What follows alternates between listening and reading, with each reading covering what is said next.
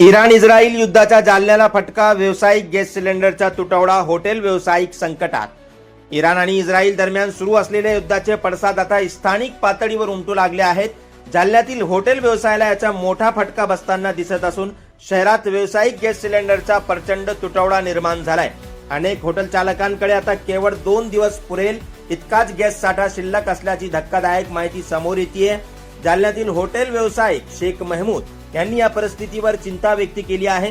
त्यांनी दिलेल्या माहितीनुसार व्यावसायिक गॅस सिलेंडरचा पुरवठा विस्कळीत झाला असून नवीन सिलेंडर मिळणे कठीण झाले आहे। आमच्याकडे आता फक्त 2 दिवस पुरेल एवढा सिलेंडरचा साठा शिल्लक आहे। जर पुरवठा सुरळीत झाला नाही तर हॉटेल बंद करण्याची वेळ येईल अशी भीती त्यांनी व्यक्त केली आहे।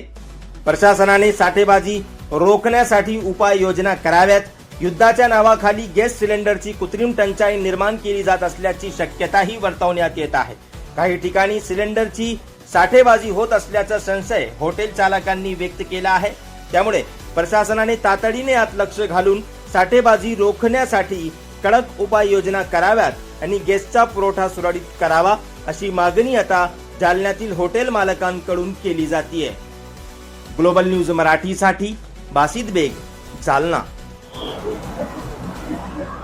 सर, मला काय सांगा की इराण इस्रायल आणि अमेरिकाच्या युद्धाचा तुम्हाला कशा प्रकारे फटका बसत आहे आणि कशा प्रकारे व्यावसायिक गॅस सिलेंडरची तुटवडा प्लस शॉर्टेज निर्माण झालेला काय सांगणार? इस्रायल आणि इराणचे युद्ध सुरू आखाती देशात मोठा परिणाम झालेला आहे। त्यामुळे तिथून गॅस आणि इंधन जे आपल्याला ऑइल या भारतामध्ये येत होतं तर ते त्याची मोठी अडचण निर्माण झालेली आहे भारतात येण्यासाठी।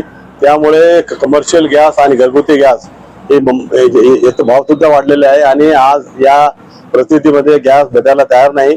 त्यामुळे आमचं जे 7 स्पाइस हॉटेल आहे त्यांना गॅस न मिळत असल्यामुळं आमचा व्यवसाय धोक्यात आलेला आहे।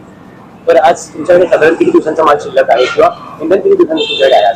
आता सध्या तरी आमच्याकडे कमर्शियल गॅस 2 दिवस पुरेल एवढा साठा आहे। त्याच्यानंतर आम्हाला या संकटाला तोंड द्यावं लागणार आहे। दुकान बंद करण्याची वेळ ती परिस्थिती निर्माण झालीच आहे असं समजून घ्या तुम्हाला। तुम्ही काही विचारपूस नाही केली का कुठे इंधन आहे की नाही? नाही, जिल्हा पुरवठा अधिकारी यांनी पत्रक काढलेलं आहे, परंतु जी गॅसची साठवणूक आहे काही लोक साठवणूक सुद्धा करून ठेवत आहे। तर यासाठी जिल्हा पुरवठा अधिकारी यांनी याची दखल घ्यावी। म्हणजे आज घडीला गॅस सिलेंडरचं शॉर्टेज आहे, भरपूर शॉर्टेज आहे आणि 2 दिवस पुरेल एवढा साठा सर्व जालना शहर जिल्ह्यामध्ये उरलेला आहे, त्यांनी जपून घेऊन ठेवलेला आहे। परंतु याची साठेबाजारी होऊ नये याची दखल जिल्हा प्रशासनाने घ्यावी अशी मागणी आहे। बरं, आता हा जो साठा संपल्यानंतर मग पुढचं नियोजन कसं असणार आहे? का तुम्हाला रेस्टॉरंट बंद करण्याची वेळ? ती पाळी येईल, परंतु काय उपाययोजना होईल त्याच्यावर ते बघू आम्ही। आपलं नाव सांगा? माझं नाव शेख महमूद, 7 स्पाइस साठी, जालना।